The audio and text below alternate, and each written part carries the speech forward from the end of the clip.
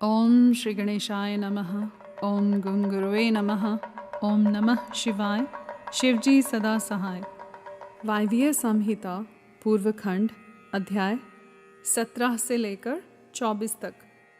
भगवान शिव का पार्वती तथा पार्षदों के साथ मंदराचल पर जाकर रहना, शुंभ निशुंभ के वध के लिए ब्रह्मा जी की प्रार्थना से शिव का पार्वती को काली कहकर कुपित करना और काली का गौरी होने के लिए तपस्या के निमित्त जाने की आज्ञा मांगना। वायु देवता जी कहते हैं, इस प्रकार महादेव जी से ही सनातन पराशक्ति को पाकर प्रजापति ब्रह्मा मैथुनी सृष्टि करने की इच्छा लेकर स्वयं भी आधे शरीर से अद्भुत नारी और आधे शरीर से पुरुष हो गए। आधे शरीर से जो नारी उत्पन्न हुई थी वह उनसे शतरूपा ही प्रकट हुई थी। ब्रह्मा जी ने अपने आधे पुरुष शरीर से विराट को उत्पन्न किया। वे विराट पुरुष ही स्वयंभू मनु कहलाते हैं। देवी शतरूपा ने अत्यंत दुष्कर तपस्या करके उद्दीप्त यश वाले मनु को ही पति रूप में प्राप्त किया। इसके पश्चात मनु के वंश तथा दक्ष यज्ञ विध्वंस आदि के प्रसंग सुनाकर वायु देवता ने यह बताया कि भगवान शंकर ने दक्ष तथा देवताओं के अपराध क्षमा कर दिए। तदंतर ऋषियों ने पूछा, प्रभो, अपने गणों तथा देवी के साथ अंतर्धान होकर भगवान शिव कहाँ गए, कहाँ रहे और क्या करके विरत हुए?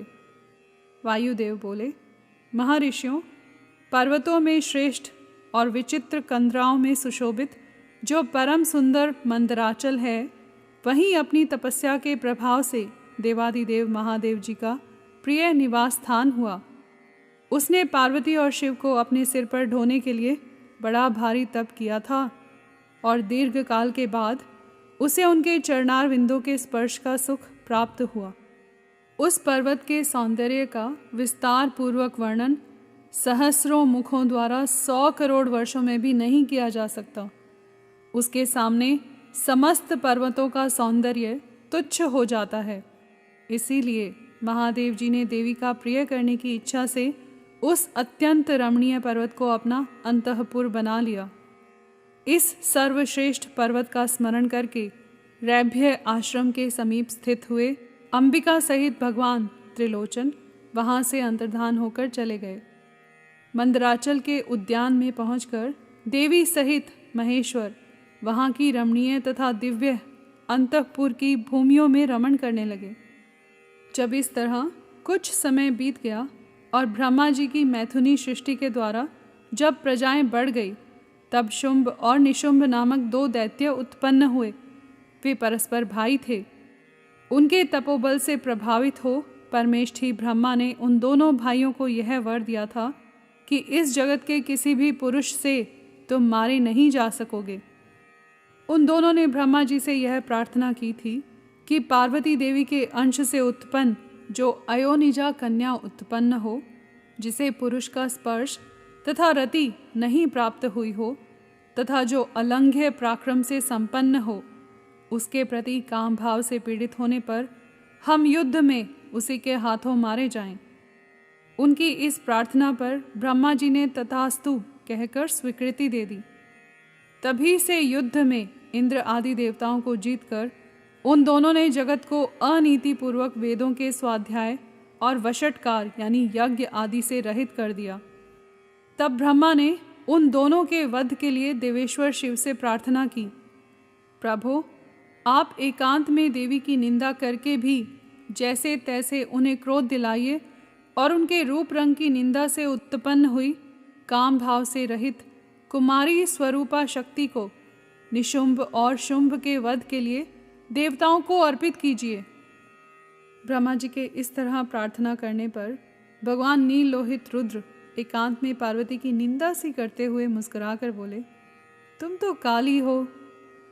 तब सुंदर वर्ण वाली देवी पार्वती अपने श्याम वर्ण के कारण आक्षेप सुनकर कुपित हो उठी और पतिदेव से मुस्कुराकर समाधान रहित वाणी द्वारा बोली। देवी ने कहा, प्रभो, यदि मेरे इस काले रंग पर आपका प्रेम नहीं है तो इतने दीर्घ काल से अपनी शिक्षा का आप दमन क्यों करते रहे हैं? कोई स्त्री कितनी भी सर्वांग सुंदरी क्यों न हो, यदि पति का उस पर अनुराग नहीं हुआ तो अन्य समस्त गुणों के साथ ही उसका जन्म लेना व्यर्थ हो जाता है। स्त्रियों की यह सृष्टि ही पति के भोग का प्रधान अंग है। यदि वह उससे वंचित हो गई तो इसका और कहाँ उपयोग हो सकता है। इसलिए आपने एकांत में जिसकी निंदा की है उस वर्ण को त्याग कर अब मैं दूसरा वर्ण ग्रहण करूंगी अथवा स्वयं ही मिट जाऊंगी। ऐसा कहकर देवी पार्वती शैया से उठकर खड़ी हो गई और तपस्या के लिए दृढ़ निश्चय करके गदगद कंठ से जाने की आज्ञा मांगने लगी। इस प्रकार प्रेम भंग होने से भयभीत हो भूतनाथ भगवान शिव स्वयं भवानी को प्रणाम करते हुए ही बोले। भगवान शिव ने कहा, प्रिय, मैंने क्रीड़ा या मनोविनोद के लिए यह बात कही है। मेरे इस अभिप्राय को न जानकर तुम कुपित क्यों हो गई? यदि तुम पर मेरा प्रेम नहीं होगा तो और किस पर हो सकता है? तुम इस जगत की माता हो और मैं पिता तथा अधिपति हूँ। फिर तुम पर मेरा प्रेम न होना कैसे संभव हो सकता है? हम दोनों का वह प्रेम भी क्या कामदेव की प्रेरणा से हुआ है? कदापि नहीं, क्योंकि कामदेव की उत्पत्ति से पहले ही जगत की उत्पत्ति हुई है। कामदेव की सृष्टि तो मैंने साधारण लोगों की रति के लिए ही की है। कामदेव मुझे साधारण देवता के समान मानकर मेरा कुछ कुछ तिरस्कार करने लगा था, अतः मैंने उसे भस्म कर दिया। हम दोनों का यह लीला विहार भी जगत की रक्षा के लिए ही है, अतः उसी के लिए आज मैंने तुम्हारे प्रति यह परिहास युक्त बात कही थी। मेरे इस कथन की सत्यता तुम पर शीघ्र ही प्रकट हो जाएगी। देवी ने कहा, भगवान, पति के प्यार से वंचित होने पर जो नारी अपने प्राणों का भी परित्याग नहीं कर देती, वह कुलांगना और शुभ लक्षणा होने पर भी सत्पुरुषों द्वारा निंदित ही समझी जाती है। मेरा शरीर गौर वर्ण का नहीं है, इस बात को लेकर आपको बहुत खेद होता है। अन्यथा क्रीड़ा या परिहास में भी आपके द्वारा मुझे काली कलूटी कहा जाना कैसे संभव हो सकता था? मेरा कालापन आपको प्रिय नहीं है, इसलिए वह सत्पुरुषों द्वारा भी निंदित है। अतः तपस्या द्वारा इसका त्याग किए बिना अब मैं यहाँ रह ही नहीं सकती। शिव बोले, यदि अपनी श्यामता को लेकर तुम्हें इस पर संताप हो रहा है तो इसके लिए तपस्या करने की क्या आवश्यकता है? तुम मेरी या अपनी इच्छा मात्र से ही दूसरे वर्ण से युक्त हो जाओ। देवी ने कहा, मैं आपसे अपने रंग का परिवर्तन नहीं चाहती, स्वयं भी इसे बदलने का संकल्प नहीं कर सकती। अब तो तपस्या द्वारा ब्रह्मा जी की आराधना करके ही मैं शीघ्र गौरी हो जाऊंगी। शिव बोले, महादेवी, पूर्व काल में मेरी ही कृपा से ब्रह्मा को ब्रह्म पद की प्राप्ति हुई थी, अतः तपस्या द्वारा उन्हें बुलाकर तुम क्या करोगी? देवी ने कहा, इसमें संदेह नहीं कि ब्रह्मा आदि समस्त देवताओं को आपसे ही उत्तम पदों की प्राप्ति हुई है। तथापि आपकी आज्ञा पाकर मैं तपस्या द्वारा ब्रह्मा जी की आराधना करके ही अपना अभीष्ट सिद्ध करना चाहती हूँ। पूर्व काल में जब मैं सती के नाम से दक्ष की पुत्री हुई थी, तब तपस्या द्वारा ही मैंने आप जगदीश्वर को पति के रूप में प्राप्त किया था। इसी प्रकार आज भी तपस्या द्वारा ब्राह्मण ब्रह्मा को संतुष्ट करके मैं गौरी होना चाहती हूँ। ऐसा करने में यहाँ क्या दोष है, यह बताइए। महादेवी के ऐसा कहने पर वामदेव मुस्कुराते हुए से चुप रह गए।